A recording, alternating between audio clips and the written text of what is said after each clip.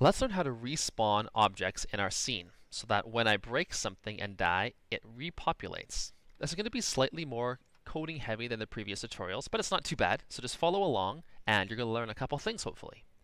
The first thing that I'm going to do is create a new empty game object in my hierarchy to work with the tools that I built. And I need to give this a very specific name. What you'll see is in one of my scripts here, I'm going to be looking for a game object called respawner. It needs to be called exactly that in this script. So when I go here, I can rename this to respawner. This game object is an empty, meaning there's no actual components to it. There's no materials. There's nothing other than a transform. It just needs to exist in space. I can move it around wherever I want to, but it's not going to appear in my game. It's just this kind of invisible entity floating there, managing some information for us. And this respawner needs to have my object respawn script attached to it. I don't need to worry about any of the settings in here because this is going to automatically update when I start running my game. If I press play, I should see that it adds one object to this, the non-breakable sphere. If I click on this, it's going to direct me over to this non-breakable sphere, which in my scene is this middle one. Interesting, because this is the one that if I touch, it automatically breaks. And if I jump off now with this set up, it's going to respawn. It actually started moving because it had a bit of momentum left with it, but that's all right. I'm going to drop it in. It's going to respawn.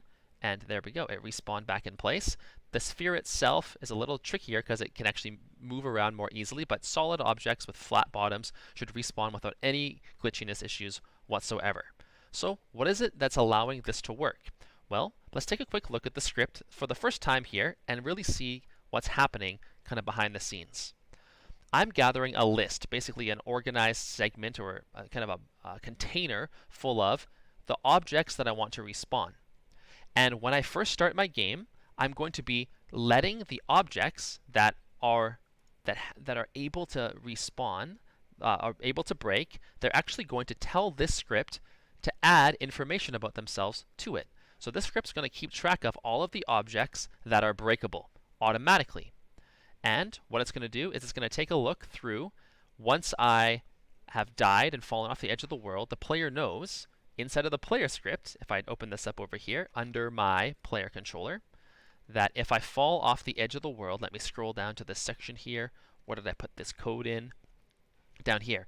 So if I'm below this point in the world, and this is a spot that you could, if you wanted to, change how far you fall until you respawn, I'm actually going to find the object respawner game object in the world here, and I'm going to tell it to respawn all of the respawnables, which would be all of the things that it knows about that need to be respawned. And it's going to go through and say, hey, if you haven't been removed, so it's only going to affect the ones that have actually been broken. Anything that's not broken, it won't change. It'll just leave them be. And it's going to actually apply some settings to them, set them active, and remove the thing that they created. So when I touch this, I'm actually creating, I'm deactivating this object and creating an instance of the broken version. So as soon as I die, that script, as I'm falling, right at that moment where it respawns, it's actually destroying all of the broken bits and then re-enabling the kind of hidden invisible one. The magic trick kind of reverses in a way and resets it back to normal. So what can you do to make other things kind of resettable? Well, really, all you have to do is whatever object you want to be reset needs to have the breakable object script on it to know what it breaks into. And you need to have this respawner empty object with the object respawner script on it.